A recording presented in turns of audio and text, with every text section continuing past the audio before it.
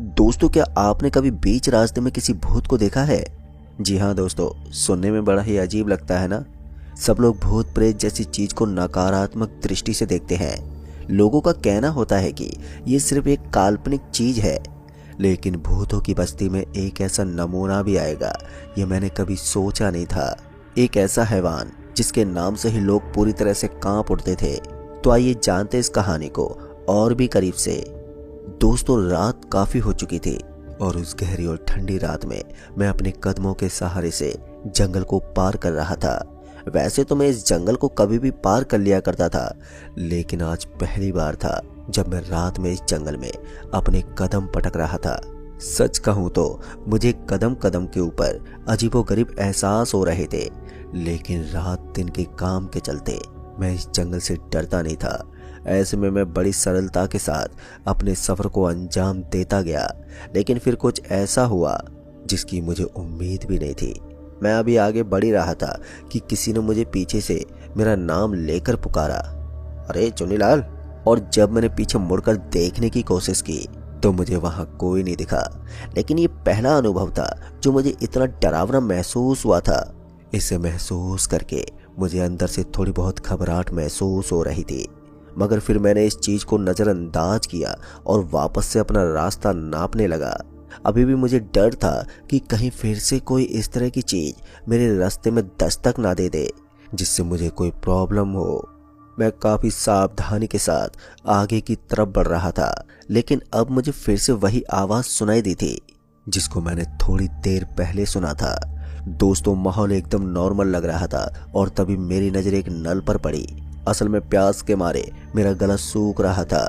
हालांकि ठंड का मौसम होने के बावजूद भी मुझे पानी की बहुत जरूरत थी, इसलिए मैं जल्दी से नल के पास जाने लगा। पर तभी मुझे ऐसा लगा जैसे कोई कुत्ता या बिल्ली वहां पानी पी रही हो।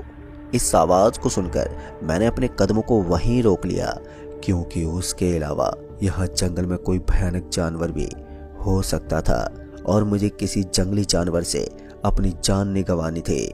लिहाजा मैं उस नल से थोड़ा दूर खड़ा होकर यही इंतजार करने लगा कि ये जंगली जानवर यहाँ से निकल जाए और फिर मैं भी पानी पीकर अपना रास्ता नापने लगा।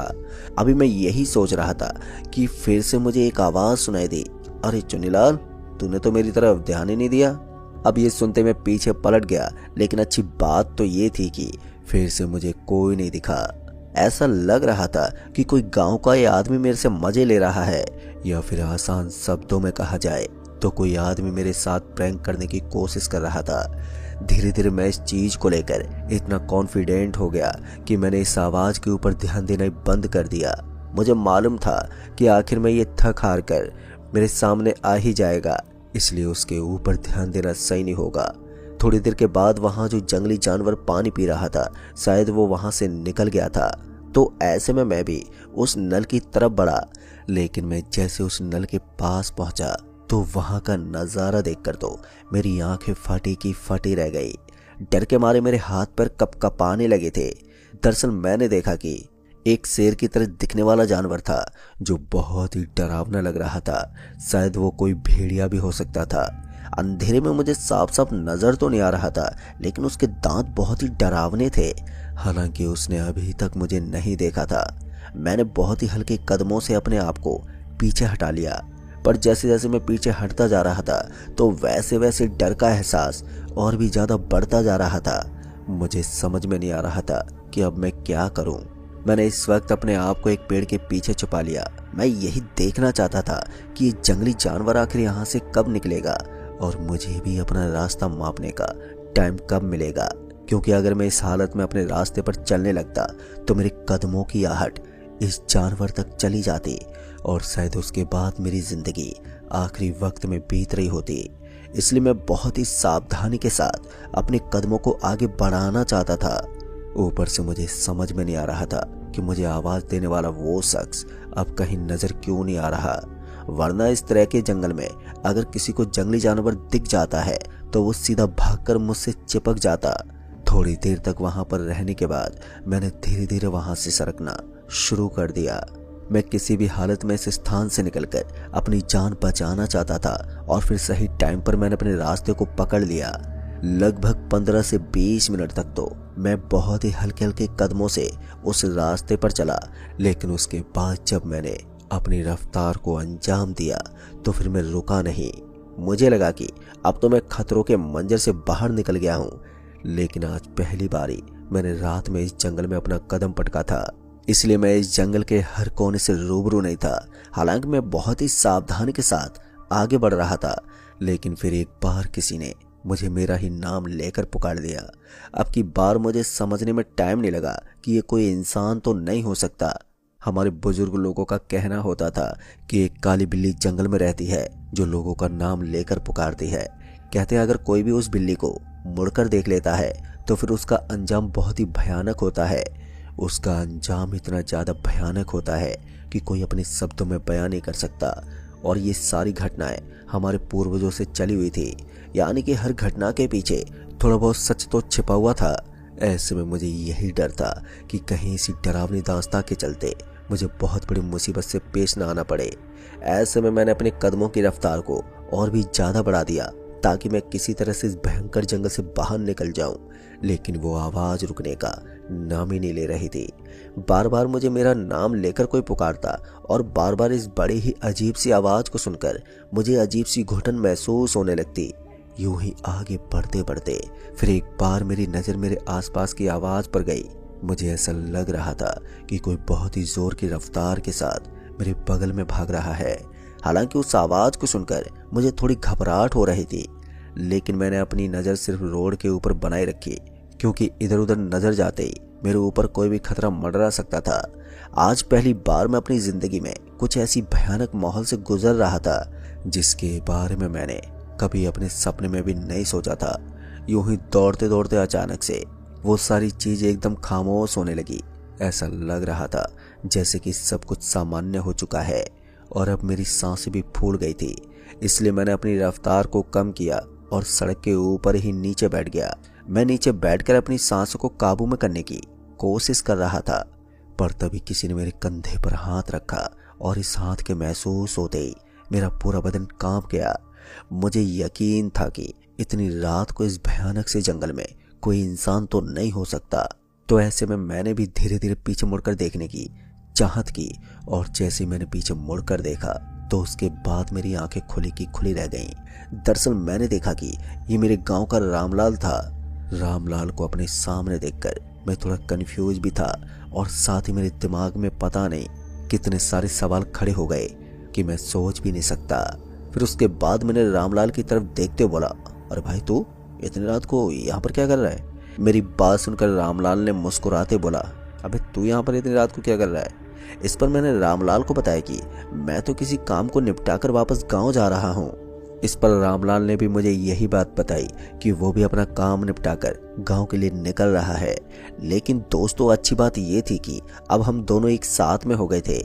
मैंने रामलाल को गुस्से से देखते बोला, तो इतनी देर से तूने ही मुझे परेशान किया हुआ था बे? इस पर रामलाल हंसने लगा। फिर मैं और रामलाल ने एक साथ आगे की तरफ बढ़ना शुरू कर दिया। आज काफी दिनों के बाद रामलाल की मुलाकात मुझसे हुई थी। ऐसे में मैं और रामलाल इधर उधर की बात करते हुए आगे बढ़ रहे थे। इसी तरह बात करते करते मैंने रामलाल से पूछ लिया, अरे रामलाल एक बात बता यार, क्या सच में इस जंगल के आसपास का इलाका भूतिया है? क्योंकि बहुत से लोग कहते हैं कि इस जंगल में भूत रहते हैं। हाँ इतना तो मैं जानता हूँ कि इस जंगल में जंगली जानवरों का खतरा एक आम बात है, लेकिन क्या भूत प्रेत भी इस जंगल में दस्तक देना शुरू कर देते हैं? इस पर रामलाल ने मेरी तरफ देखते बोला, इसके बारे में तो मैं नहीं जानता यार, लेकिन कुछ लोग इसके बारे में बताते हैं कि यहाँ भूत प्रेत तो रहते हैं। अभी हम दोनों इधर उधर की बातें ही कर रहे थे कि तभी रामलाल ने बोला, अरे भाई तू एक काम कर, तू थोड़ा जल्दी जल्दी चल। वो क्या है कि मुझे अपने घर के लिए लेट हो रहा है, शायद मेरी बीवी इंतजार कर रही होगी, और अगर मैं लेट पहुंचा तो आज मेरी खैर नहीं है। अब ये सुनते ही मैंने अपने कदमों की रफ्तार को तेज कर दिया। अब हम दोनों रफ्तार से चलते हुए गांव के शमशान घाट के करीब पहुंचने लगे थे। गांव का शमशान घाट भी इस जंगल के अंदर मौजूद था, जहां हर इंसान की मौत के बाद एक चबूतरा बनवाया जाता था। जैसे ही हम लोग उस शमशान घाट के करीब पहुंचे तो वहां का माहौल देखकर मुझे एक अजीब सी बेचैनी होने लगी, क्योंकि एक चीज ऐसी भी देखी गई जिसके बाद मेरी पूरी जिंदगी तबाह होने लगी। मुझे ऐसा लग रहा था कि सच में मैं अपनी मौत को दावत दे चुका हूँ। शुरुआत में जब मैं उस शमशान घाट को पार कर रहा था तब तो सब कुछ एकदम सामान्य चल रहा था, लेकिन जैसे जैसे मैंने उस शमशान घाट की तरफ देखना शुरू किया तो वैसे वैसे मेरे दिल की धड़कनें तेज हो गई और फिर मेरी नज़र एक चबूतरे पर आकर टिक गई। पर जैसे मैंने उस चबूतरे पर लिखे हुए शब्दों को पढ़ना शुरू किया तो मैं ऊपर से लेकर पूरा नीचे तक बुरी तरह से कपकपा गया। मेरी हालत इतनी ज़्यादा खराब हो गई थी कि मैं उसी टाइम पर डर के मारे वहीं नीचे गिर सकता था। मैंने धीरे धीरे रामलाल की तरफ देखना शुरू कर दिया, लेकिन अब रामलाल कहीं भी नजर नहीं आ रहा था। असल में वो चबूतरा रामलाल की मौत की याद में ही बनाया गया था। रामलाल को अपने सामने ना पाकर मैं सब कुछ समझ चुका था और उस चबूतरे को देखकर मैं इस वक्त सदमे में था। साथ ही मुझे अब याद आ गया था कि रामलाल की मौत को आज 4 साल बीत चुके हैं, तो ऐसे में रामलाल मेरे साथ कैसे हो सकता है। मैं अपना सर पकड़कर अब तेजी से चलने लगा।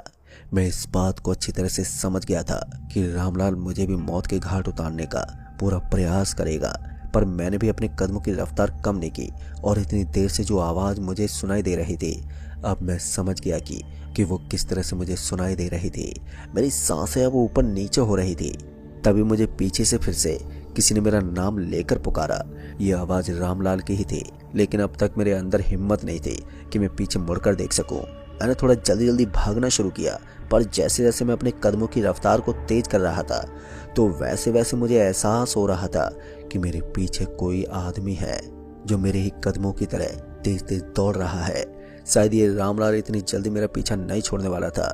मैं मन ही मन भगवान को याद करके किसी तरह से यहाँ से निकलने की फिराक में था, लेकिन दूसरे पल रामलाल अचानक ही मुझे अपने सामने खड़ा दिखा। इस बार वो थोड़ा अजीब लग रहा था और उसका शरीर एकदम कड़क था और वो किसी पत्थर की मूर्ति की तरह सड़क के बीच में खड़ा था। वो मुझे अपने सामने खड़ा नजर तो आ रहा था, लेकिन उस टाइम पर मैंने अपने कदमों को नहीं रोका और उसके बगल से निकल गया। और हैरान की बात तो ये थी कि उसने मुझे टच तक नहीं किया। इसका मतलब एक बात साफ थी कि मुझे किसी भी तरह से अपने रास्ते पर ही चलना है और किसी भी आसपास की चीज पर ध्यान नहीं देना है। मैं पूरा पसीने से तरबतर हो चुका था। भगवान का नाम जपकर किसी तरह से मैंने उस रास्ते को पार कर लिया और मैं गांव के करीब पहुंच गया। दोस्तों, शमशान घाट को पार करने के बाद जो मुझे सुकून मिला था, शायद वो मेरी जिंदगी का सबसे बेहतरीन सुकून था। जो डर मेरे चेहरे से अब गायब हो रहा था, उस हिसाब से मुझे ऐसा एहसास हो रहा था मानो मैंने अपनी मौत को छू लिया था और फिर मैं वहां से वापस से अपनी जिंदगी में लौट कर आया हूँ। लेकिन कहानी अभी खत्म नहीं हुई थी दोस्तों। आगे ही जब मैं अपने गांव के अंदर दस्तक देने लगा तो मुझे रामलाल के साथ साथ गांव के और भी बहुत सारे मरे हुए लोग एक साथ चबूतरे के ऊपर बैठे हुए नजर आ रहे थे और वो सभी एक साथ मुझे घूर रहे थे मानो वो मुझे कच्चा ही चबा जाएंगे। मेरा कलेजा अंदर से इतने जोरों से धड़कने लगा मानो वो मेरी छाती को फाड़कर बाहर निकल जाएगा। लेकिन मैंने भी अपनी कोशिश को अंजाम देना जारी रखा और किसी तरह से उनके बगल में पहुंच गया। पर अभी भी मुझे उनसे इतना भय लग रहा था कि मेरी पैंट गीली हो सकती थी, लेकिन मैंने हिम्मत नहीं हारी और अपने कांपते हुए कदमों से उस रास्ते को पार करने लगा। लगभग मैं उनके करीब से निकला था, पर उसके बावजूद भी उन्होंने मेरे ऊपर कोई कदम नहीं उठाया और वो चुपचाप वहीं के वहीं बैठे रहे। मैं भी अब बहुत ही शांति के साथ अपने घर के पास पहुंच गया, पर जैसे मुझे अपने घर का दरवाजा दिखा तो मैंने सरपट भागना शुरू कर दिया और जल्दी से भागते हुए घर के दरवाजे में घुस गया। मेरा डर अभी भी बना हुआ था और मेरा पूरा बदन डर के मारे थर थर कपकपा रहा था। मेरी हिम्मत भी मानो जवाब दे चुकी थी। जब मैं अपने घर में गया तो वहां मौजूद मेरे घर वालों ने मेरी यह हालत देखकर मुझे इसके पीछे का कारण पूछा, तो मैंने उन्हें पूरी बात बताई। मेरी बात सुनकर वो सभी बहुत ही बुरी तरह से डर गए। उन्हें यकीन नहीं हो रहा था कि मेरे साथ इस तरह की घटना भी हो सकती है। साथ ही रामलाल जो थोड़े दिन पहले ही जहर खाकर मौत के घाट उतर गया था, वो मेरे साथ इतनी देर टाइम स्पेंड कर सकता है, लेकिन इन सब चीज़ों का डर मेरे चेहरे पर बना हुआ था। ऐसे में मेरे घर वालों को इस बात पर विश्वास करना पड़ा। अब तक मेरी हालत इतनी ज़्यादा खराब हो चुकी थी कि मैं अपने शब्दों में बयां नहीं कर सकता। फिर उसके बाद मेरे घर वालों ने मुझे सीधा एक पंडित के पास लेकर पहुंच गए। पर अच्छी बात ये थी कि इतनी रात होने के बावजूद उस पंडित जी ने मेरा इलाज करना सही समझा। पंडित जी ने बताया कि रात को जब तुम उस रास्ते से निकल रहे थे तो तुम्हारा पुराना मित्र तुम्हें पहचान गया था। अगर तुम्हारी जगह कोई और होता तो वो यहाँ नहीं होता, अब तक उसकी डेड बॉडी दफना दी गई होती। इस चीज को सुनकर मुझे अजीब सी बेचैनी होने लगी, लेकिन अच्छी बात ये थी कि उस दिन उस पंडित जी ने मेरा सही तरीके से इलाज कर दिया और इस वजह से अब कोई भी ऊपरी शक्ति मुझे नुकसान नहीं पहुंचा सकती। तो दोस्तों इस कहानी में बस इतना ही। कहानी आपको पसंद आई हो तो वीडियो को लाइक शेयर कमेंट जरूर कर दें। तो मैं आपका दोस्त जल्द ही मिलूंगा, तब तक के लिए बाय एंड टेक केयर।